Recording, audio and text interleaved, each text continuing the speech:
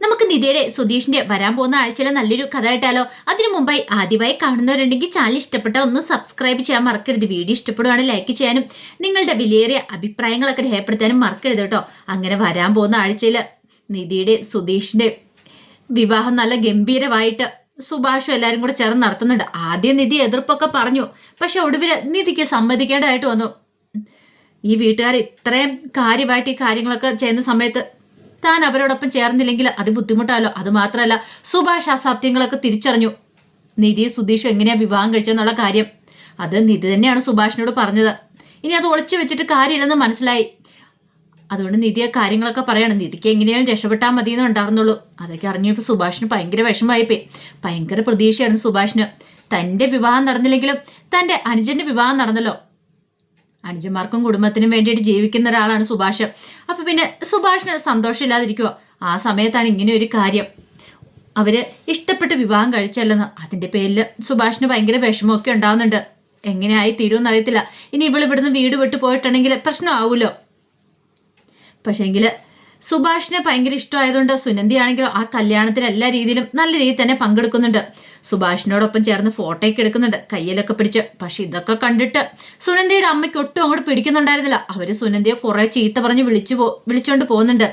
നിനക്ക് എന്തിൻ്റെ കേടാടി, നാണം കൊണ്ടുകൂടി ഇവിടെ വന്നിട്ട് ഇങ്ങനെ ഫോട്ടോയൊക്കെ എടുക്കാനായിട്ട് അവൻ്റെ കയ്യെ പിടിച്ച് ഫോട്ടോ എടുക്കുന്നു. നാണമില്ലാത്തവള്, നിനക്കിട്ട് ഞാൻ വെച്ചിട്ടുണ്ട്, നീ വീട്ടിലേക്ക് വാടി എന്നൊക്കെ പറയണം. ഈ പറയുന്നേ സുനന്ദിയുടെ അമ്മയും പിന്നെ സുനന്ദിയുടെ അമ്മാവനും ഒക്കെ പങ്കെടുത്തിട്ടുണ്ടായിരുന്നു. അത് ഭാസ്കറിന്റെ ചേട്ടനൊക്കെ. പക്ഷേങ്കിൽ അവരും പങ്കെടുക്കാൻ വന്നത് തന്നെ ഈ കല്യാണം നടക്കില്ല, എങ്ങനെയും മുടങ്ങിപ്പോന്ന് ചിന്തിച്ചുകൊണ്ടാണ്. പക്ഷെ കല്യാണമൊക്കെ നടന്നു കഴിഞ്ഞപ്പോഴത്തേനും അവരുടെ മട്ടും ഭാവമൊക്കെ മാറിയില്ലേ.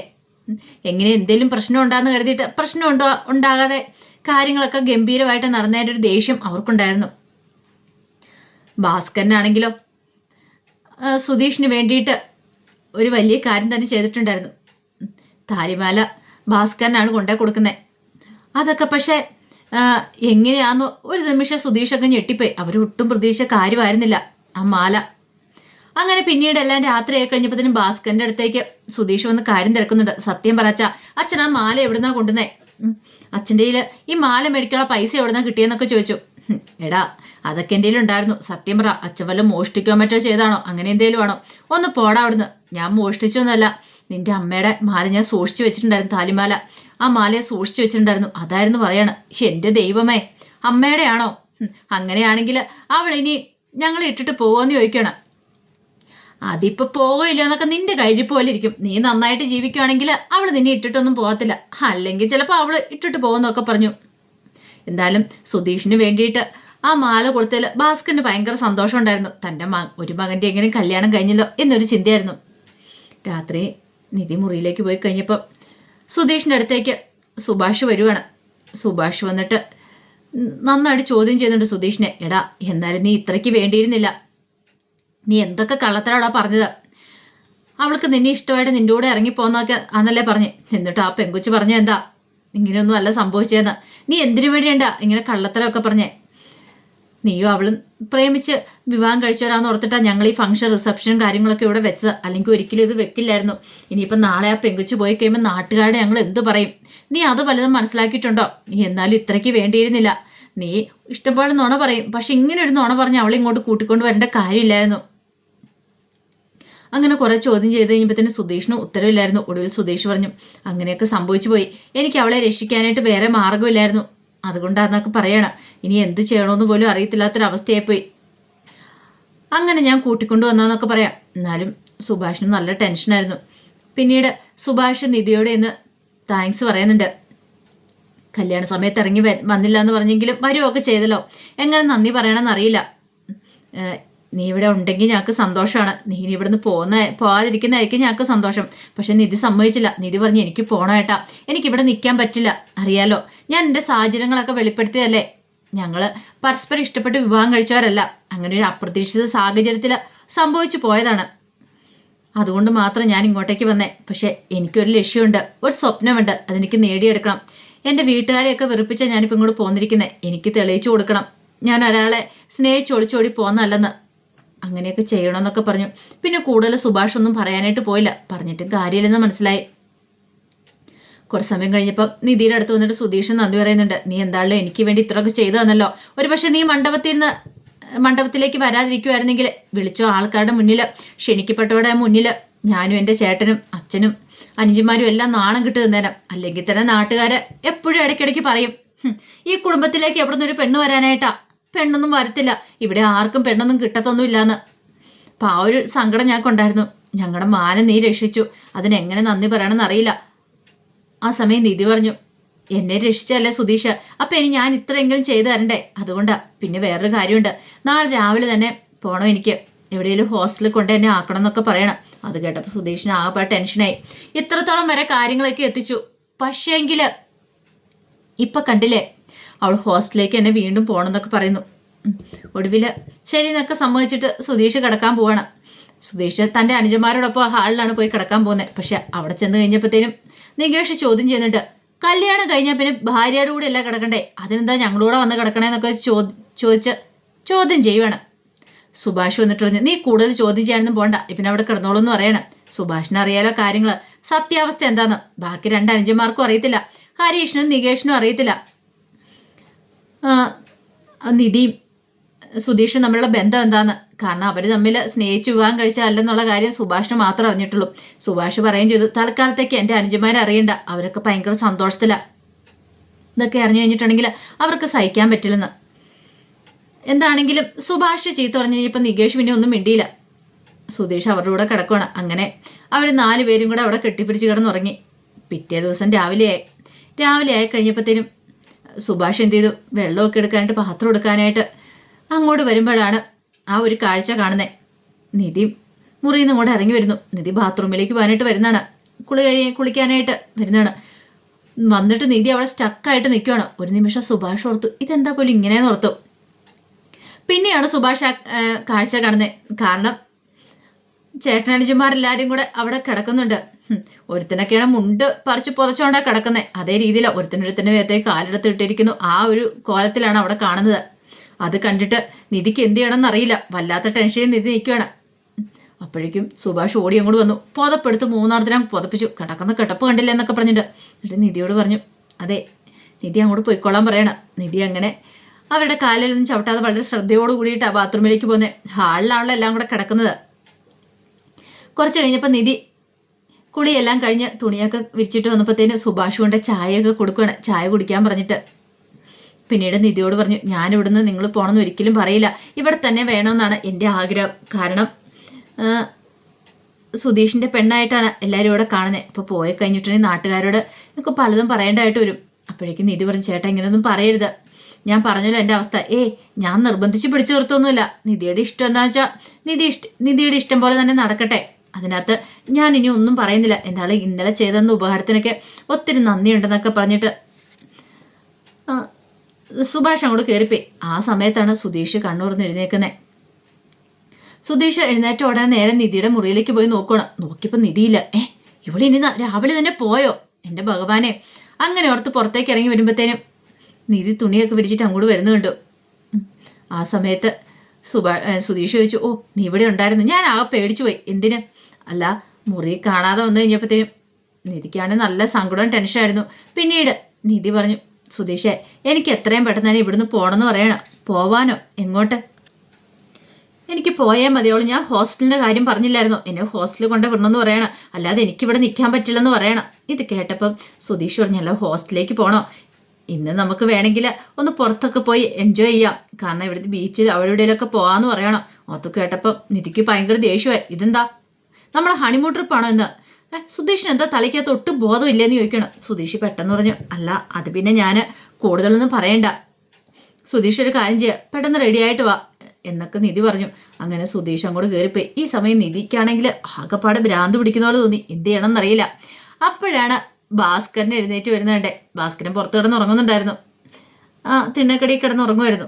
ഭാസ്കരൻ എഴുന്നേക്കുന്നുണ്ട്. നിധി ഇങ്ങനെ ഭാസ്കരനെ തന്നെ നോക്കുവാണ്. ഭാസ്കരൻ എഴുന്നേറ്റ് ഇങ്ങനെ വന്നിട്ട് അവിടെ ഒരു ബക്കനകത്ത് കുറച്ച് വെള്ളം ഉണ്ടായിരുന്നു. അതൊക്കെ എടുത്തിട്ട് വായിക്കകത്ത് ഇങ്ങനെ കൊണ്ടിട്ട് ഇങ്ങനെ തുപ്പിക്കളയുക. ആ കാഴ്ച കണ്ടുകഴിഞ്ഞപ്പോൾ നിധിക്ക് ആ പഴയ എന്തോ വല്ലാത്തൊരു ബുദ്ധിമുട്ട് തോന്നി, ഛർദ്ദിക്കാൻ വരുന്നവരൊക്കെ തോന്നുകയാണ്. അതുപോലെ ഇങ്ങനെ വായിക്കകത്ത് ഇങ്ങനെ കുഴുക്കൊളിഞ്ഞുകൊണ്ടിരിക്കുകയാണ്.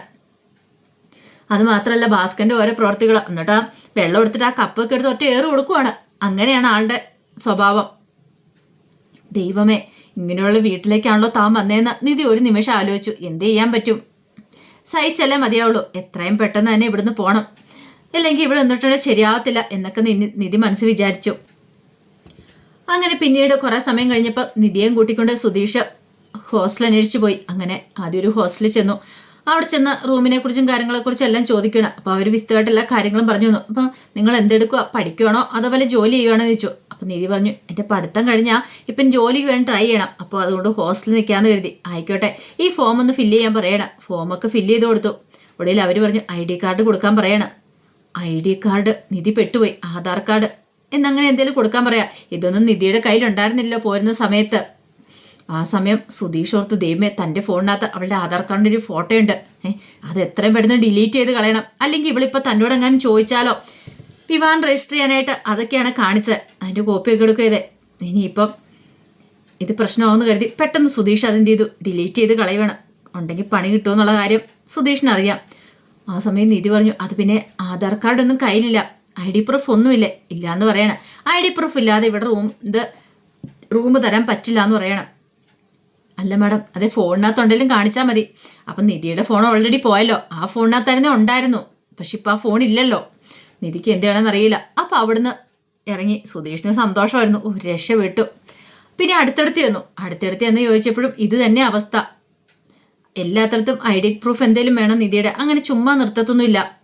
ഒടുവിൽ എന്ത് ചെയ്യണമെന്ന് അറിയത്തില്ലാതെ വല്ലാത്ത ടെൻഷനായിപ്പോയി നിധി. സുധിക്ക് സന്തോഷം. ഈ സമയത്ത് സുഭാഷ് അന്ന് ജോലിക്ക് പോയിട്ടുണ്ടായിരുന്നു. സുഭാഷ് ജോലിക്ക് പോലും സുഭാഷിന് ഒന്നിലും ഒന്ന് ശ്രദ്ധ കേന്ദ്രീകരിക്കാൻ പറ്റിയില്ല. വീട്ടിലെ സംഭവങ്ങൾ, നിധിയുടെയും സുധീഷിൻ്റെയും കാര്യങ്ങളായിരുന്നു സുഭാഷിൻ്റെ മനസ്സ് നിറയുണ്ടായിരുന്നേ. എത്രയൊക്കെ പ്രതീക്ഷയോടുകൂടിയിട്ടാണ് ആ കല്യാണത്തിന് ഒരുങ്ങിയത്. എന്നിട്ടോ ഒടുവിൽ ഇങ്ങനെയൊക്കെ ആയിപ്പോയല്ലോ. ഇനി ആ പെങ്കൊച്ച് ഇന്നത്തോടു കൂടി വീട്ടിൽ നിന്ന് പോകുന്ന സമയത്ത് നാളെ തൊട്ട് ആൾക്കാരുടെ ഒക്കെ ഓരോ സമാധാനം പറയണ്ട. റിസപ്ഷനും കാര്യങ്ങളൊക്കെ അതിഗംഭീരമായിട്ട് നടത്തിയിട്ട് പിറ്റേന്ന് പെണ്ണ് വീട് വിട്ടു പോയെന്ന് പറഞ്ഞാൽ നാട്ടുകാരൊക്കെ മൂക്കത്ത് വിരൽ വെക്കും. അപ്പോൾ അവർ പറയുന്ന പോലെ തന്നെ വീട്ടിൽ പെണ്ണ് വാഴില്ല എന്നാവും. സുഭാഷിന് ടെൻഷനായിരുന്നു. സുഭാഷ് അന്ന് തൻ്റെ കൂടെയുള്ള ജോലിക്കാരോടൊക്കെ കുറേ ദേഷ്യപ്പെട്ടു. സുഭാഷിന് തന്നെ നിയന്ത്രിക്കാൻ പറ്റിയില്ല. അങ്ങനെ വൈകുന്നേരം വീട്ടിലേക്ക് വന്നു. അപ്പോൾ പന്തലും കാര്യങ്ങളൊന്നും അഴിച്ചിട്ടുണ്ടായിരുന്നില്ല. അതൊക്കെ അഴിക്കണമായിരുന്നു. അപ്പോൾ തിരക്ക് മണിയായതുകൊണ്ടാണ് സുഭാഷ് അന്ന് ജോലിക്ക് പോയത്. വൈകുന്നേരം വന്നിട്ട് അങ്ങനെ പന്തലൊക്കെ അഴിക്കുവാണ്. പന്തലൊക്കെ അഴിച്ച് വണ്ടിക്ക് കയറ്റി വിടുവാണ്. നികേഷും ഉണ്ടായിരുന്നു. അപ്പോഴേക്കും എന്ത് ചെയ്യാനാ, ഭാസ്കറിൻ്റെ ചേട്ടനും ഭാസ്കറിൻ്റെ പെങ്ങളും കൂടെ അങ്ങോട്ട് വരുവാണ്. സുനന്ദയുടെ അമ്മയും കൂടെ അങ്ങോട്ട് വരുവാണ്. അവർ രണ്ടുപേരും കൂടെ വന്നു. അവർ രണ്ടുപേരും കൂടെ വന്നിട്ട് പ്രശ്നം ഉണ്ടാക്കുവാണ്. എടാ, നീയൊക്കെ എന്ത് പരിപാടിയാണ് കാണിച്ചേ? ആരോട് ചോദിച്ചിട്ടാണ് ഇവിടെ പന്തലിട്ടത്? ഭാസ്കരൻ അവിടെ ഇരിക്കുന്നുണ്ട് ആ സമയത്ത്. നിന്നോടൊക്കെ ആരുടെ ഇവിടെ പന്തലിടാൻ പറഞ്ഞേ? കേസിൽ കിടക്കുന്ന വീട് സ്ഥലമാണെന്നറിയാലോ. ഇതിന് മര്യാദയ്ക്ക് ഉത്തരം പറഞ്ഞോണം. മര്യാദയ്ക്ക് ഇവിടുന്ന് ഇറങ്ങി തന്നോണം എല്ലാം കൂടെ. നിൻ്റെയൊക്കെ തോന്നിയാസം ഇവിടെ നടക്കില്ല. അപ്പോഴേക്കും ഭാസ്കരൻ പറഞ്ഞു, ഇല്ലെങ്കിൽ നീ എന്ത് ചെയ്യും? ഇല്ലെങ്കിൽ കാണിച്ചു തരും. അത് കേട്ടതും സുഭാഷ് പെട്ടെന്ന് പറഞ്ഞു, അതെ വെല്ലിച്ച, അങ്ങനെ സംഭവിച്ചു പോയി, ക്ഷമിക്കണം. ക്ഷമിക്കണമെന്നോ? ആ സമയത്ത് ഹരീഷ് വന്നിട്ട് പറഞ്ഞു, ഇന്നലെ രണ്ടുപേരും കൂടെ വന്നിട്ട് മൂക്കുമുട്ട കഴിച്ചിട്ട് പോയായിരുന്നല്ലോ. അപ്പോഴെന്താ ഇതിനെക്കുറിച്ചൊന്നും പറയാതിരുന്നേ? അവരെ കല്യാണം വിളിച്ചായിരുന്നു. അവർ കല്യാണത്തിന് വരികയും ചെയ്തു. അത് കേട്ടപ്പോൾ നികേഷ് പറഞ്ഞു, അവർ കല്യാണത്തിന് വന്നത് എന്തിനാണെന്നറിയായിരുന്നോ? ഈ കല്യാണം മുടങ്ങി കാണാൻ ആഗ്രഹിച്ചു വന്ന എന്തേലും പ്രശ്നം ഉണ്ടാവുകയാണെങ്കിൽ ആ സമയത്ത് അത് കാണണമല്ലോ. അതോർത്ത് വന്ന അത് ചേട്ടനും മനസ്സിലായില്ലേന്ന് ചോദിക്കുക. ഇപ്പം പ്രശ്നമൊന്നും നടന്നില്ല. അത് ഗംഭീരമായിട്ട് റിസപ്ഷനൊക്കെ നടന്നതിൻ്റെ കട്ടക്കലിപ്പ. അതുകൊണ്ടാണ് ഒരു കാരണവും ഇല്ലാത്തതുകൊണ്ട് പിറ്റേ ദിവസം വന്ന് ഈ പ്രശ്നങ്ങളൊക്കെ ഉണ്ടാക്കുന്നേ. ഇന്നലെ പന്തലിട്ടതിൻ്റെ പേരിൽ ഇന്ന് പ്രശ്നം ഉണ്ടാക്കുന്നേ. നാണമുള്ളവരാണെങ്കിൽ ഇന്നലെ തന്നെ ചോദിച്ചാണെന്ന് പറഞ്ഞു. അത് കേട്ടപ്പോൾ സുനന്ദയുടെ അമ്മ പറഞ്ഞു, പിന്നെ നാണം ഉണ്ടായിരുന്നു പോലും. ഇന്നലെ വേണേൽ ചോദിക്കായിരുന്നു. പിന്നെ നല്ലൊരു ചടങ്ങ് നടക്കുന്നതുകൊണ്ട് മാത്രം ചോദിക്കാതിരുന്നേ. ഇനി എന്താളും വെറുതെ വിടാൻ ഉദ്ദേശിച്ചിട്ടില്ല. മര്യാദയ്ക്ക് ഇറങ്ങിക്കോണം എന്നൊക്കെ പറഞ്ഞു. അപ്പോഴേക്കും സുഭാഷ് എന്ന് കയ്യെക്കാരെ പിടിക്കുന്നുണ്ട്. ഇനി അങ്ങനെയൊന്നും ഉണ്ടാകത്തിരുന്നു. പക്ഷെ ഭാസ്കരന് ദേഷ്യമായിരുന്നു. ഇല്ലെങ്കിൽ നീ എന്തു ഇടാന്ന് ചോദിച്ചു. ഗംഗാധരനോട് ചേട്ടനാണ്. ഗംഗാധരൻ നിന്നെയൊക്കെ അടിച്ചിറക്കാൻ അറിയാം. ഞങ്ങൾ പോലീസിൽ കൊണ്ട് കംപ്ലൈൻറ്റ് കൊടുക്കുമെന്ന് പറയാം. എന്നാ നീ കൊണ്ട കൊടുക്കണമെന്ന് പറഞ്ഞു. ഭാസ്കരൻ പിടിച്ചൊരു ഒറ്റ തള്ളായിരുന്നു. ഗംഗാധരൻ താഴെ വീണു. നെറ്റ് പേടിച്ച് ചോര വന്നു. അയ്യോ, ഇവനെന്നെ തല്ലിക്കൊല്ലുന്നതെന്ന് പറഞ്ഞ് അലറി വിളിക്കുകയാണ്. ആ സമയം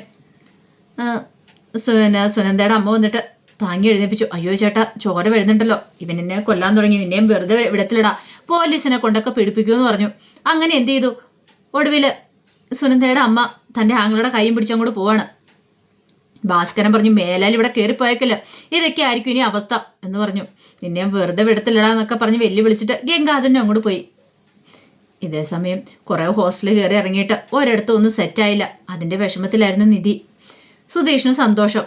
ഒടുവിൽ നിധി പറഞ്ഞു, ഒരു കാര്യം ചെയ്യാം, എവിടെയെങ്കിലും പേയിങ് ഗസ്റ്റായിട്ട് നിൽക്കാം. പേയിങ് ഗസ്റ്റായിട്ട് അങ്ങനെ നിൽക്കാൻ പറ്റും, നല്ലതല്ലേ? കാരണം ഒരേ വീടൊക്കെ എടുത്തിട്ട് 3-4 പിള്ളേർക്ക് ഒരുമിച്ച് താമസിക്കുന്നില്ലേ, അങ്ങനെയുള്ളിടത്ത് നിൽക്കാമെന്ന് പറഞ്ഞു. അങ്ങനെ പോയി അങ്ങനെ അന്വേഷിച്ചു കഴിഞ്ഞപ്പോഴത്തേനും അവിടെ ചെന്നപ്പോഴത്തേന് അവിടുത്തെ പുള്ളിക്കാരത്തി പറഞ്ഞു, അതെ പ്രൂഫ് വേണം, പ്രൂഫ് ഇല്ലാതെ ഇവിടെ നിർത്താൻ പറ്റില്ല എന്ന് പറഞ്ഞു. ആ പ്രദേശം പൊലിഞ്ഞു. ഇനിയിപ്പോൾ എന്ത് ചെയ്യും? ഒടുവിൽ ഒരു നിവൃത്തിയില്ലാതെ വന്നു കഴിഞ്ഞപ്പോഴത്തേനും അവർ പറഞ്ഞു, ഒരു കാര്യം ചെയ്യാം, എവിടെയെങ്കിലും റൂം കിട്ടുമോ എന്ന് നോക്കാം, അല്ലാതെ ഇങ്ങനെ റൂമായിട്ട് ഒരു വീടായിട്ട് അപ്പാർട്ട്മെൻ്റ് ആയിട്ടൊക്കെ കിട്ടുമല്ലേ, അങ്ങനെ എന്തെങ്കിലും നോക്കാം എന്ന് പറഞ്ഞു. അത് കേട്ടപ്പോൾ സുധീഷിന് ആ പാട്ട് ടെൻഷനായിരുന്നു. നിധി പറഞ്ഞു, അങ്ങനെ നോക്കാം, പക്ഷേ അതിന് പൈസ വേണം, പൈസ ഇല്ല, എന്ത് ചെയ്യണമെന്ന് ആലോചിച്ചിട്ട് എന്ത് ചെയ്തു, കയ്യിലൊക്കെ കിടന്ന വളയൊക്കെ അങ്ങോട്ട് ഊരി എടുക്കുകയാണ്. ഇതെന്തിനാ? ഇതുകൊണ്ട് പണയം വെക്കാന്ന് പറയാം. പണയം വെക്കാനോ? അതെ, പൈസയ്ക്ക് പൈസ വേണ്ടേ? ഇത്രയും ദിവസം ഞാൻ സുധീഷിൻ്റെ കയ്യിൽ നിന്ന് പൈസയും കൊണ്ടല്ലേ ജീവിച്ചേ, പക്ഷെ ഇനി അത് പറ്റില്ല. ഇങ്ങനെ വീടൊക്കെ എടുക്കണേ പൈസയൊക്കെ വേണമല്ലോ, എനിക്ക് എവിടെയെങ്കിലും സ്റ്റേ ചെയ്തല്ലേ മതിയാവുള്ളൂ. അപ്പോൾ അതിന് വേണ്ടിയിട്ട് ഇത് പണയം വെക്കണമെന്ന് പറഞ്ഞു. പിന്നെ സുധീഷിൻ്റെ പൈസയും തരണ്ടേ? സുധീഷിന് ഭയങ്കര സങ്കടമായിപ്പോയി. സുധീഷ് പറഞ്ഞു, അതിൻ്റെ ആവശ്യമുണ്ടോ? എന്നോട് കണക്ക് പറയേണ്ട കാര്യമുണ്ടോ? വേണമെന്ന് പറഞ്ഞു. അങ്ങനെ ഒടുവിൽ അവരൊരു പണയം വെക്കുന്ന സ്ഥലത്തേക്ക് പോയി. അവിടെ ചെന്ന് കഴിഞ്ഞപ്പോഴത്തേനും നിധി പണയം വെക്കാൻ കൊടുക്കണം. അവർ 60,000 രൂപ വരെ കൊടുക്കാമെന്ന് പറഞ്ഞു. ആ സമയം കുറേ സമയം ഇങ്ങനെ ഓരോന്നൊക്കെ പറഞ്ഞിട്ട് സുധീഷ് പറഞ്ഞു, അത് പോരാ, കുറച്ചുകൂടെ പൈസ വേണമെന്ന് പറയാം. ഒടുവിൽ 80,000 വരെ കൊടുക്കാമെന്ന് പറഞ്ഞു. പക്ഷെ മാസം പലിശ അടയ്ക്കണം, 1000 രൂപ വെച്ച് പലിശ അടയ്ക്കണം. ശരി, സമ്മതിച്ചു. വേറെ നിവൃത്തിയില്ലായിരുന്നു. കാരണം അവളുടെ പൈസ വേണം, അവൾക്ക് വേറെ എവിടെയും പോയി സ്റ്റേ ചെയ്യണമെങ്കിൽ. അങ്ങനെ ഒടുവിൽ പൈസ കിട്ടി ജീപ്പേ കയറി കഴിഞ്ഞപ്പോഴത്തേനും നിധി പറഞ്ഞു, അതെ ഈ പൈസ വെച്ചോളാൻ പറയണേ. എന്തിന്? 25,000 രൂപ എടുത്തു കൊടുത്തു, ഇത് വെച്ചോ, ഈ പൈസ കയ്യിലിരിക്കട്ടെ, ഞാൻ കാരണം കുറേ പൈസയൊക്കെ ചിലവായതല്ലേ. അതിൻ്റെ ആവശ്യമൊന്നുമില്ല, അത് പറയല്ല. എനിക്ക് വേണ്ടിയിട്ട് എത്ര ദൂരം വണ്ടി ഓടിച്ചു, പെട്രോൾ കാശ, പിന്നെ ഫുഡിൻ്റെ പൈസ, 25,000 വെച്ചോളാനൊക്കെ പറഞ്ഞും കൂടെ നിർബന്ധിച്ച് കൊടുക്കുകയാണ്. സുധീഷിന് ഭയങ്കര സങ്കടമായിരുന്നു. പക്ഷേ കുറേ സമയം അലഞ്ഞു കിടന്നിട്ട് അവർക്ക് റൂമോ വീടോ ഒന്നും കിട്ടിയില്ല.